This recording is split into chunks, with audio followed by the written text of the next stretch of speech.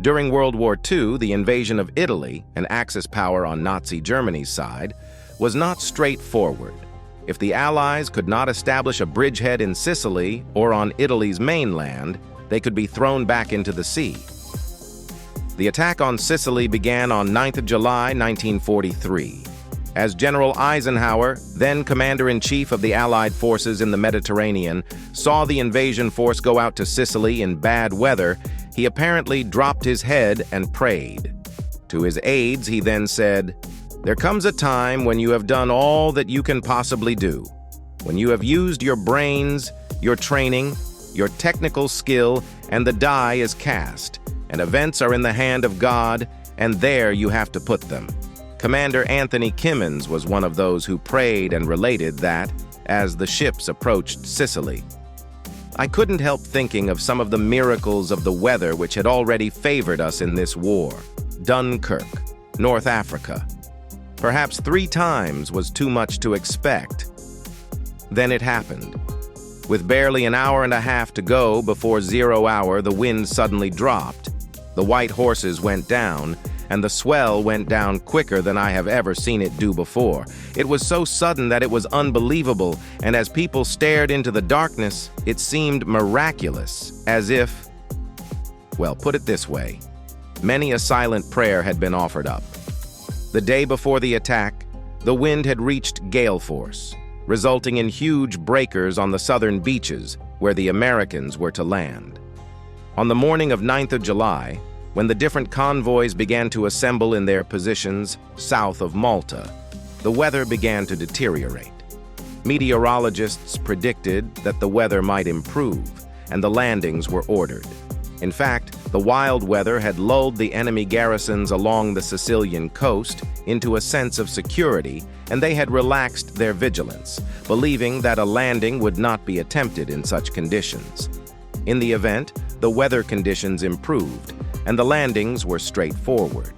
When Sicily was about half conquered, the decision was made to invade Italy, but the delay in the decision meant the Germans had been able to reinforce.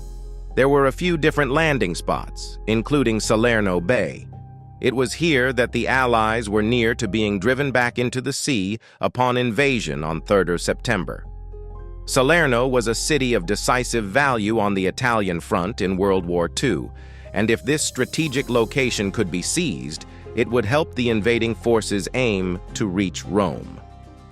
Rees Howells, founder of the Bible College of Wales, talked about a miracle at Salerno.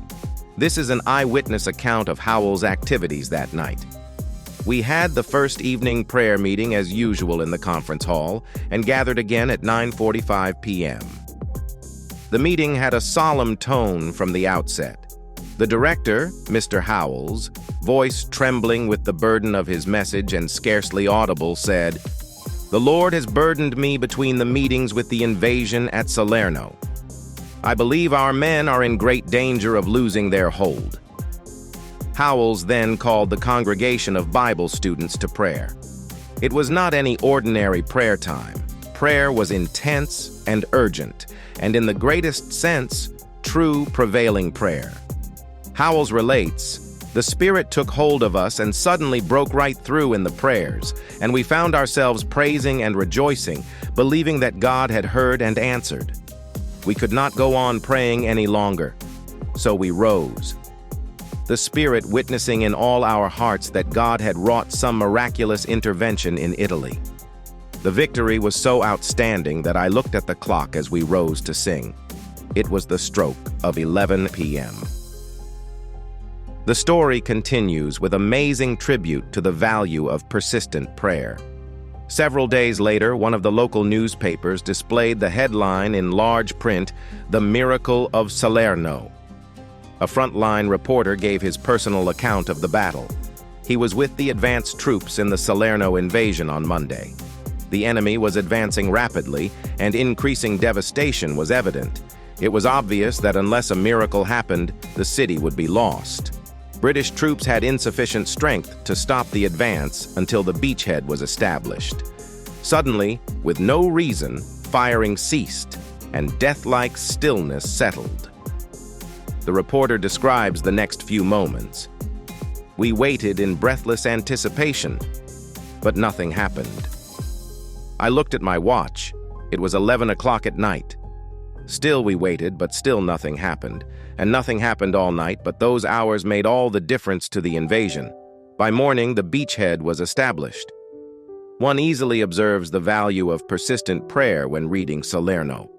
We see God's intention when telling Jeremiah, "Then shall ye call upon me, and ye shall go and pray unto me, and I will hearken unto you, and ye shall seek me and find me, when ye shall search for me with all your heart." Like, comment, and subscribe for more thought-provoking content that empowers you to stand firm against the trials of life.